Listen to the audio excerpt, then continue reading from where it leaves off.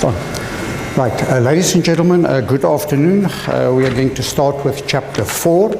We are making use of the textbook of Cengel and Ghajar, and chapter 4 is on transient heat conduction.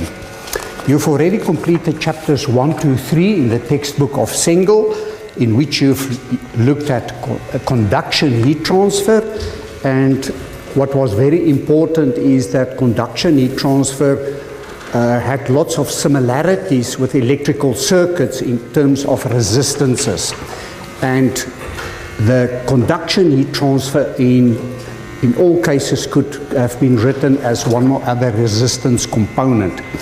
So a continuation on that is now chapter 4, transient heat conduction, and let's immediately start with the title. What does transient really mean?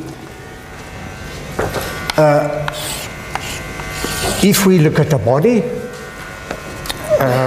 and that is in an XYZ coordinate system, XYZ, and here's the body, and we are interested in the temperatures of this body at different positions inside it and maybe even on the surface. If we have steady state heat transfer, steady state, and we would look at all the temperatures, then the temperature as a function of time, and that is the very important thing here, then the temperature at point 1 will stay constant as a function of time, as well as the temperature at point 2, temperature at point 3, and maybe there's the temperature at point 4. So there are no changes as a function of time. However, if it is transient, then the temperatures as a function of time would change. So that might be the temperature at point 1, that might be the temperature at point 2, the temperature at point 3, etc. So transient means it is dependent on time, and therefore we would like to get the temperatures as a function of time. The first paragraph is called lumped system analysis. A lumped system analysis. What does lump mean? It means it behaves the same, and it would mean that if we look at different bodies, as I've showed you here, which is not a lumped system, then the temperatures as a function of time will do something like that, 1, 2, 3. While for a lumped system, the temperature at point 1 will have that behavior, the temperature at point 2 the same, the temperature at point 3 the same, etc. So what does it mean? It means in a lumped system, we can determine the temperature as a function of time, but it would be bodies in which the temperature distribution inside the body is the same. There's no differentiation as a function of temperature. Examples. What are good examples? Good examples is a small copper ball.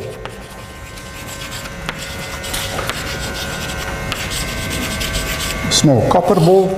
If this is the small copper ball, okay, and you would put it on a fire, and let's suppose the fire is at 110 degrees Celsius, then very quickly the temperature distribution inside this copper ball will be 110 degrees Celsius everywhere. There's no temperature changes inside the body. However, if you take a nice thick steak, okay, and you're having a barbecue, and you've got this big piece of steak of yours. Okay, and I'm going to enlarge that. So if that is now the thickness of the steak, okay, then the temperature on the surface might be 110. Okay, but there the temperature would be 90 degrees Celsius, there it would be 90, there it would be 40 degrees Celsius, etc. So you can see what I mean. There's differences in the temperature inside the body, while in this case, the lump system, there's no differentiation in terms of temperature. Now, in paragraph 4.1 specifically addresses the lump system approach, and paragraph 4.2 further on addresses all the systems which are not lump system approaches. Let's look at the formulation of it, the mathematical formulation. The formulation is, we've got a solid body, and the solid body has a certain mass, a certain volume. Okay, so I'm using that V to distinguish it later on in the module where we use V for velocity. So that is why I use that V, and this is then for volume. Okay. Certain density, and the body is at a temperature Ti everywhere inside the body. So it's uniform and it's a lumped system. So all the temperatures on the inside is the same. It has a certain surface area, AS, and on the outside we've got the heat transfer coefficient and T infinite, which is the temperature of the environment. And in this case, I'm going to assume that the environment temperature is larger than the initial temperature, which means that the heat transfer will be from the outside to the inside. It can, of course, be the opposite. It doesn't matter. So the heat transfer rate going into this body can be written in terms of Fourier's law, which you've done with the previous module. It is equal to the heat transfer coefficient multiplied by the surface area multiplied by the temperature difference, which is T infinite, minus the temperature that varies as a function of time.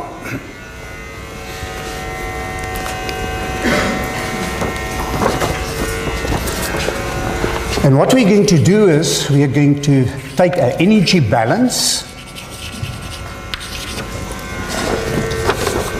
by saying the heat transfer rate into the body during a period dt is going to be the same as the increase in energy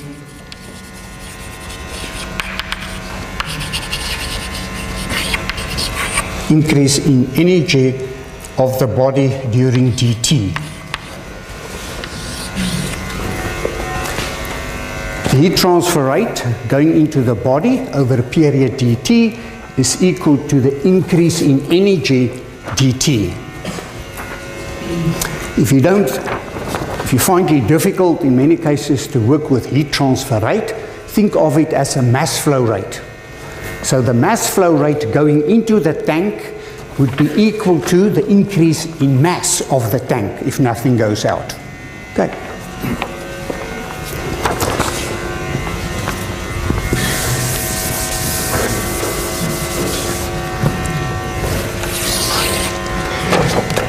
Let's write that in terms of the equations. It's the heat transfer coefficient multiplied by the surface area multiplied by Ts minus the temperature T over the time period dt is equal to the mass Cp dt.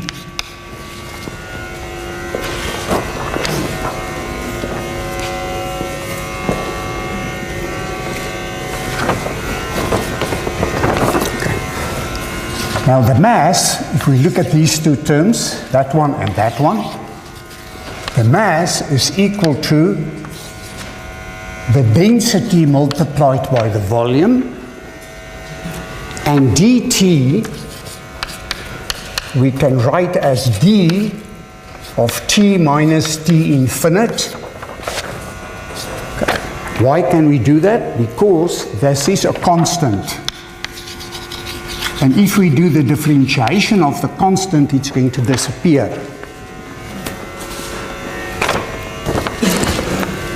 If we substitute this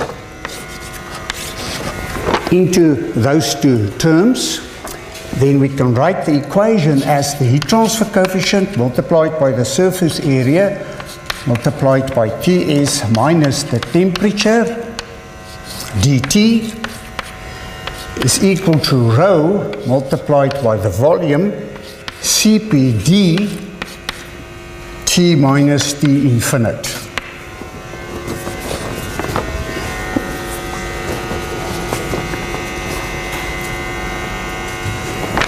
You happy with that? Okay, so what we're now going to do is we're going to get all the temperatures on one side of the equation and the rest on the other side. So we can write it as the heat transfer coefficient multiplied by the surface area divided by rho, the volume phi, Cp, dt is equal to d T minus T infinite divided by T infinite minus the temperature. Okay. Now it's almost in the form that we would like to have it so that we can integrate it. It almost looks like dx divided by x if we just change these two around.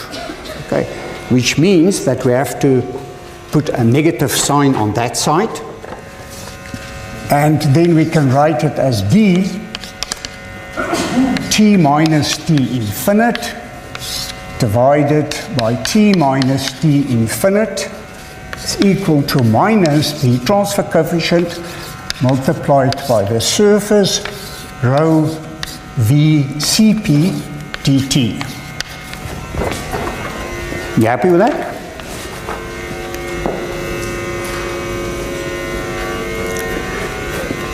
If we now do the integration, then we have to integrate that, and if we assume that all this is constant, we can say that when time is equal to 0, then this temperature is equal to Ti. Okay? And at time t, then that temperature is going to be the temperature at t.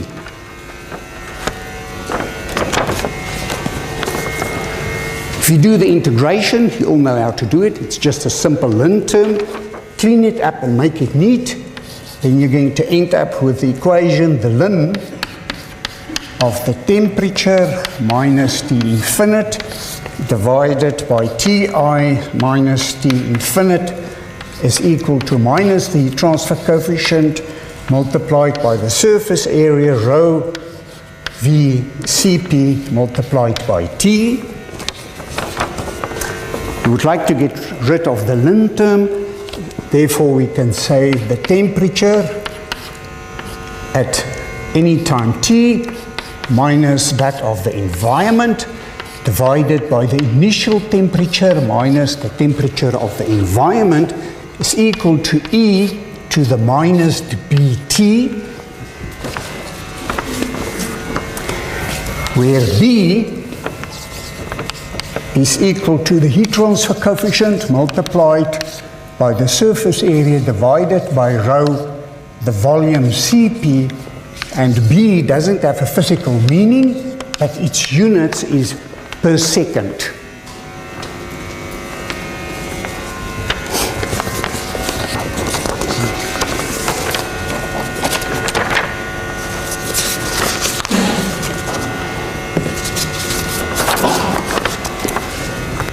Thus, if we now look at the solution of temperature as a function of time,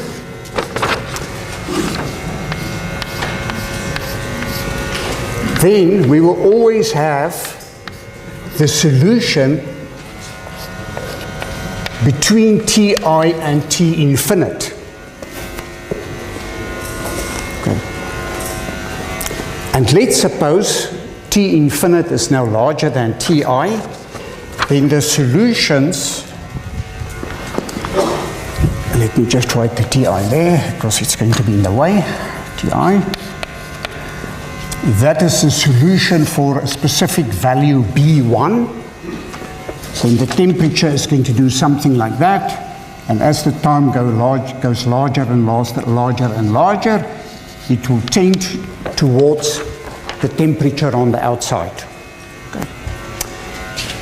If we make B larger, then it's going to do something like that and something like that. So it means that the solution as B increases with quicker goes to T infinite.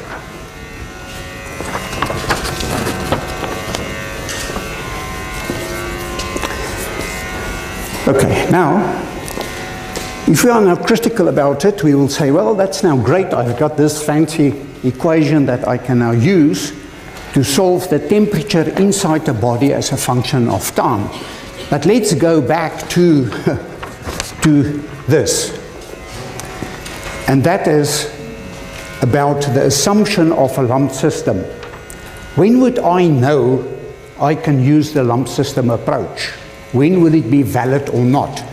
And that is one of the biggest challenges in this chapter for most students, figuring this out.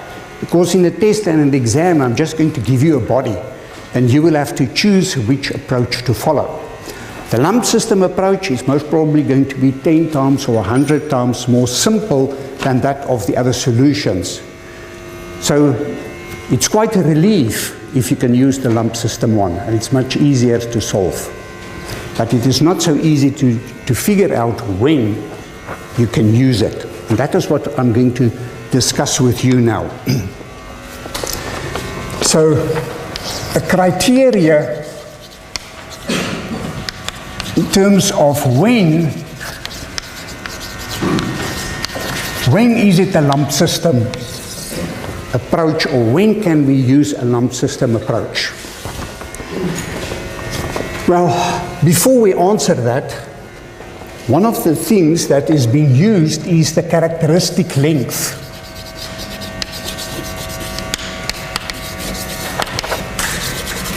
The characteristic length. And the characteristic length is L, C for characteristic, is then equal to the volume divided by the surface area. Now this characteristic length definition is for lumped only. Of all the other bodies that we are going to do in this chapter, you have to be careful. In most other cases, you have to calculate or determine the characteristic length in a different way. So reserve this definition only for the lump system approach. We need to do that, and then we are going to get a number which is called the Biot number. The Biot number.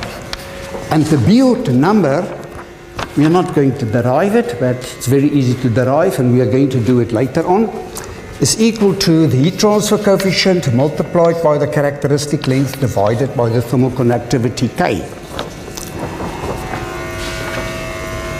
Now that's a mathematical definition, but what does it really mean?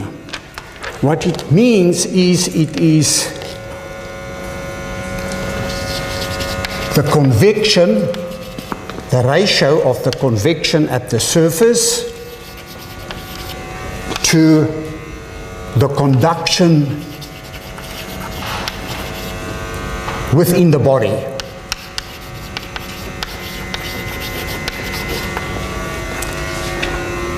The heat transfer convection at the surface, the convection at the surface divided by the conduction within the body. And in terms of resistances, it is the internal resistance divided by the external resistance.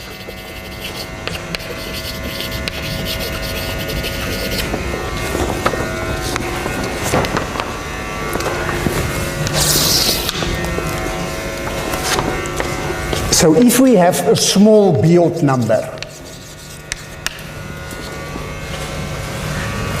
then we have a small internal resistance.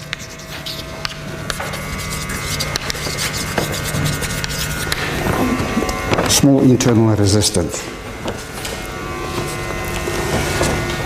So if the Biot number is equal to 0, then it is actually the lump system exactly.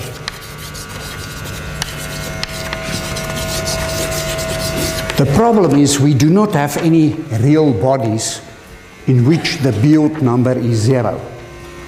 Okay, so that's a practical reality. So that is just a mathematical solution. All other bodies have a Biot number larger than 0.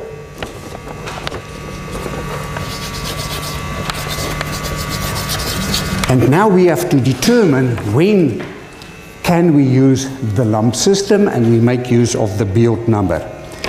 And in general, what is being used as a good criteria is to say that is when the Biot number is smaller than 0.1. If the Biot number is smaller than 0.1, then typically we can use the lump system approach.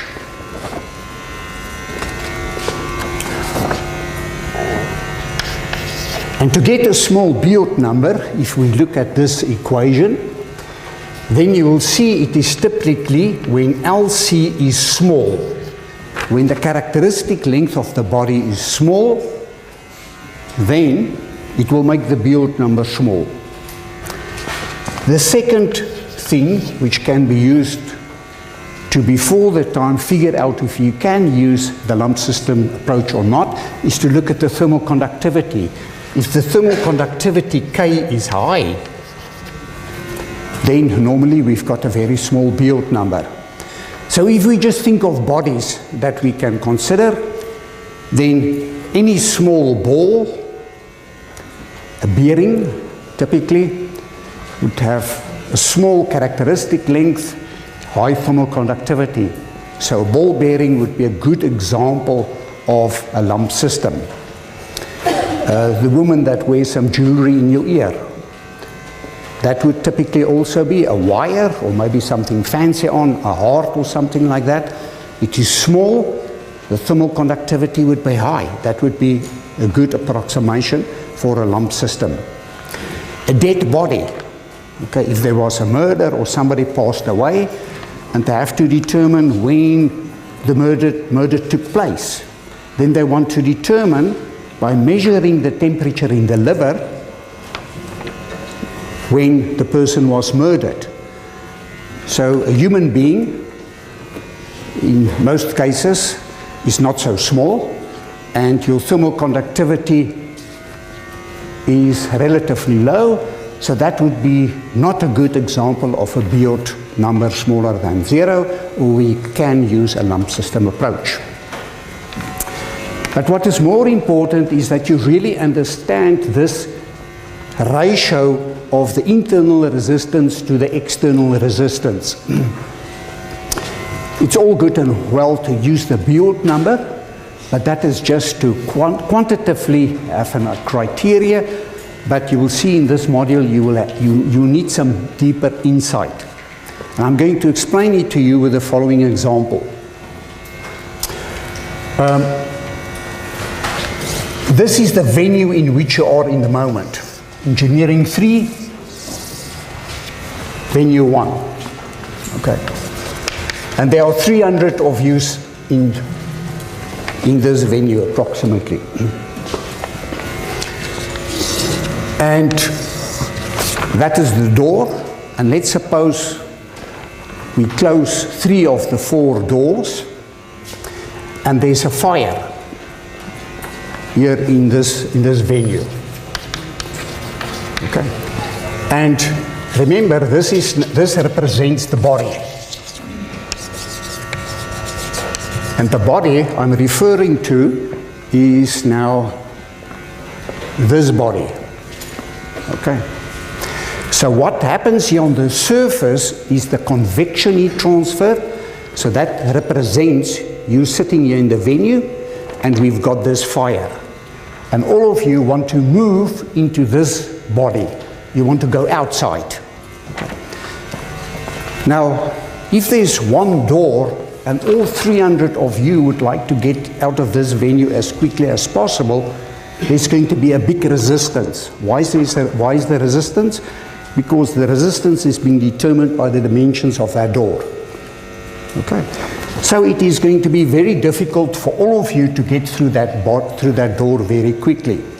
But if we open all 3 the other doors, the resistance will decrease, and you can move quicker outside into the other body. The resistance for you to move outside, to go to the outside, is much smaller. You understand? So it's very simple. Let's look at an example.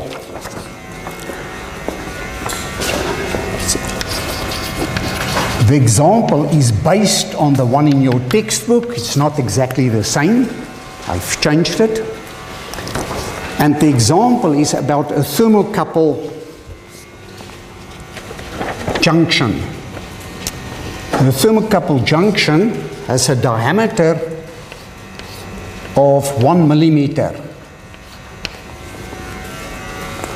Diameter of 1 millimeter. Okay.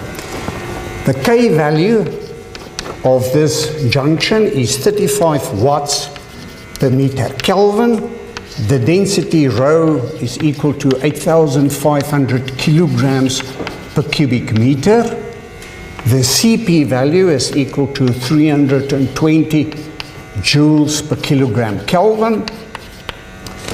The heat transfer coefficient is equal to 210 watts per square meter, either degree Celsius or degree Kelvin, it doesn't matter. And the initial temperature of this thermocouple is, let's suppose it's in the fridge or the freezer, and it's at 0 degrees Celsius. Okay, and it's 0 degrees Celsius everywhere inside this thermocouple junction. So at T equal to 0, if I can draw it larger, doesn't matter where you measure it, the temperature is going to be 0 everywhere. And also here on the surface, temperature is 0 degrees Celsius. Right, now at T equal to, when the time starts, we take this thermocouple junction and we put it in a stream or an environment where the temperature is now 100 degrees Celsius. Okay, so here it was in an environment where it was 0 degrees Celsius and we had steady state temperatures. So suddenly it is at 100 degrees, so it means that the temperature here on the surface everywhere is 100 degrees.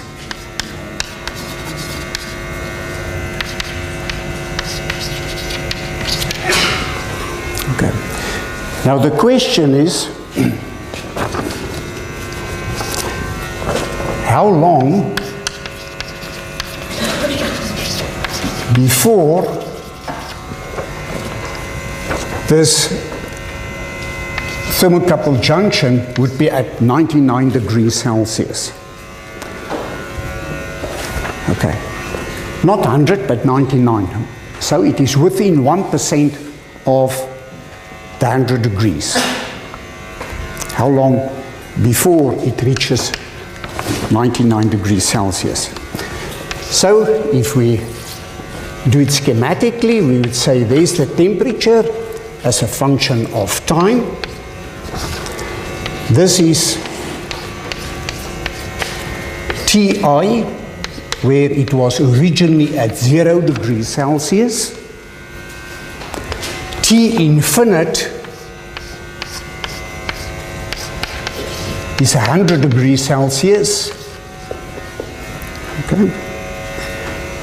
At T equals 0, this body was at 0, and then the temperature is going to increase. After a very, very long time, it is going to be about 100 degrees Celsius, but we want to know that is 99 degrees Celsius. We want to know how long is it going to take before the temperature increases to 99 degrees Celsius.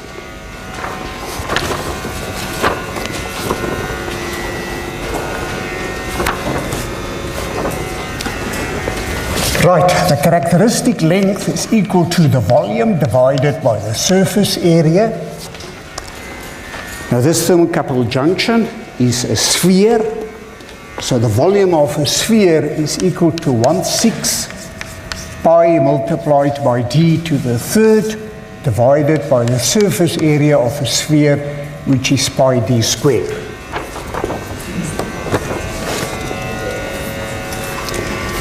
So the characteristic length is equal to the diameter divided by 6. The diameter is 0.001 divided by 6 meters. So that is the characteristic length of the thermocouple junction. Let's calculate the Biot number to see if the lump system approach is a good solution. It's equal to the heat transfer coefficient multiplied by the characteristic length divided by K. The heat transfer coefficient is 210. The characteristic length is 0.001 divided by 6. And the thermal conductivity is 35. So the Biot number is equal to 0.001, and that is smaller than 0.1, which means the lump system is okay. We can use it. Yep. Sorry, you just assumed that the lump system was fine to work out the characteristic length. Should we always do that and then check the Biot number and then see if it's long? Yes, because in the Biot number you've got a characteristic length, and the question is then what length must you use? In this case it is quite a simple geometry, but it can be something which is very complicated. So for that reason it's a good approximation to say that the characteristic length is equal to the volume divided by the surface area. But remember what I said, this assumption you must only use for the lump system approach. In the other techniques that we are going to use to solve other types of bodies, then the characteristic length will be available in a table, or it would be part of the solution in terms of how you've calculated it. So for example, for a cylinder, a long cylinder, in this case you have the characteristic length that you must use is the radius. Okay. And if you're going to use the characteristic length for this, then it's not going to work. And if you make it 2 times longer, the characteristic length is going to change. But you'll see in the solution, it's actually a 2-dimensional solution, and you should actually just use another one, not this one. Okay. Right, so we can use the lump system approach, and we can calculate the value of B, which is equal to the heat transfer coefficient multiplied by the surface area divided by rho Cp in the volume. Take note that that is of course the characteristic length there. So this value of B can also be written as the heat transfer coefficient divided by rho Cp divided by the characteristic length. You see that? So That term there is equal to the characteristic length. You can calculate it in any way that you want. In any case, if we calculate it, then it is equal to 210, the heat transfer coefficient, divided by the density 8,500, CP 320, and the characteristic length 0.001 divided by 6, and that will give a value of 0.462 per second, because that is the units for B. Okay, now that we've got B, we can calculate the temperature as a function of time.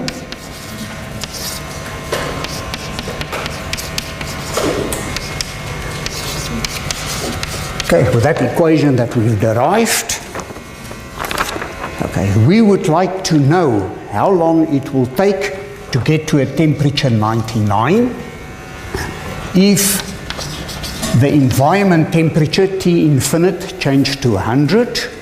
The initial temperature is 0 minus 100. So you see the negative signs are going to disappear. It's equal to E to the minus 0.462 multiplied by T. T is the only unknown, and if we solve T, then it is 10 seconds. Very, very quickly, the temperature will increase to about 99% of where it should be. Okay, coming back again to what we said with the lump system. Remember, with a lump system, if I would identify certain points, 1 in there, 0.2 there, 0.3 there, 0.4 there, then it means that the solution of all of them, 1, 2, 3, 4, will follow the same path. Why? Because the resistance of getting out, of getting into the body, is very small. Okay. So if all of you are here on the inside, and there's only one door, and there's suddenly a fire, where normally one of you can get out of here jump out in 10 seconds, would get through the door. If it's all 300 of you, you can't get through the door. Okay, why? Because there's a resistance for you.